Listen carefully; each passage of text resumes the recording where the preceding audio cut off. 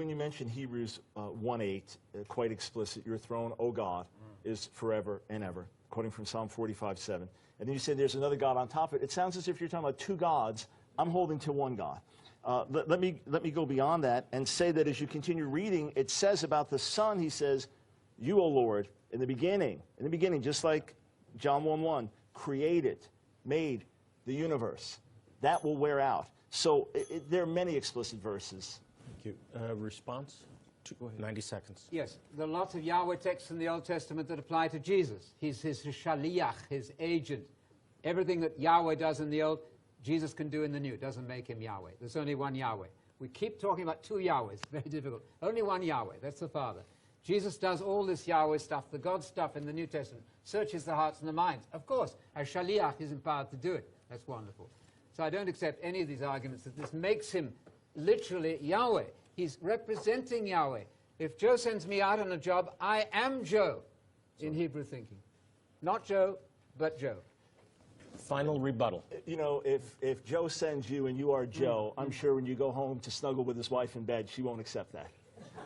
So let's recognize that the agent is not identical to the one sending. The agent can have the authority of the one sending, but they didn't see the alleged agent in the Old Testament. They saw God in the Old Testament, who is identified as Jesus in the New. It has to do with the concept of shaliach.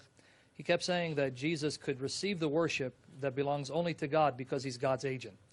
Well, my question is this. The apostles were also the agents of God and Christ, respectively. And in the book of Revelation, if you read chapter 22, verse 6 and 16, Revelation chapter 22, verse 6 and 16, it says that the angel who spoke to John was the agent of God and Christ, respectively. With that said, could the apostles go around saying, I am Jesus Christ or God the Father, therefore worship me, because they were the agents of God and Christ? And if so, then why did the angel refuse to receive worship, seeing that he was the shaliach, the agent of God and Christ, respectively? So that's my question directed to the Unitarians.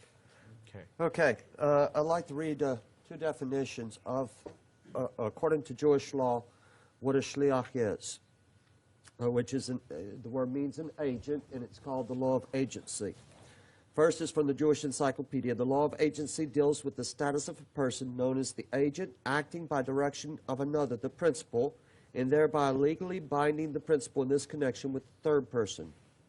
The person who binds a principal in this manner is his agent, known in Jewish law as a shiluach or shaliach, one that is sent. The relation of the former to the latter is known as agency. Now, the bottom line on this is from the Babylonian Talmud, Kiddushin 41b, but it's actually quoted in the Mishnah, which is much earlier, is a man's agent is like himself. Wait, got another paper. This is from the Encyclopedia of the Jewish Religion. The main point of the Jewish law of agency is expressed in the dictum, a person's agent is regarded as the person himself. Now, as you drop on down in this, you're told that the person sending the agent will specify what he's allowed to do, what his power is.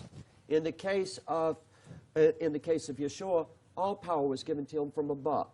He was acting as God on earth. But I don't believe that he was God on earth. The agents, the apostles, when they were sent out, they were limited in what they could do, just like Moses in the first coming. He was a sent one. He was the shliach, but he was limited. He couldn't call down. He couldn't call down plagues at will. It came as it was directed by the Father. So that would be the difference between the two. Thank you. And a rebuttal, 90 seconds. Yeah. All of the issues that were raised haven't been addressed to this moment. For example, John 12 saying that the glorious Lord that Isaiah saw was Jesus in Isaiah, the 6th chapter. So all of these arguments about Shaliach and the sent one are completely irrelevant. The sent one was not from the beginning. If he was from the beginning, which is explicit in John 1 and explicit in Hebrews chapter 1 and explicit in 1 John 1:1 and other texts, the agent was not an uncreated eternal being and the one that created the whole universe. And when he came into the world, even the demons said, "You are the Holy One of God." They recognized who he was. They didn't just say, "You've been sent by the big man, and we're scared of the big man." They said, "No, we know who you are, and we are in big trouble." So let's just go with the explicit texts that say who he is and not be dissuaded or pushed to the side. Also, it's very interesting that early rabbinic literature makes reference to the followers of Jesus worshiping two powers. Where did they get that idea from? It's because they understood the worship of him as divine, but they didn't understand God's triunity because they rejected the revelation of the Messiah.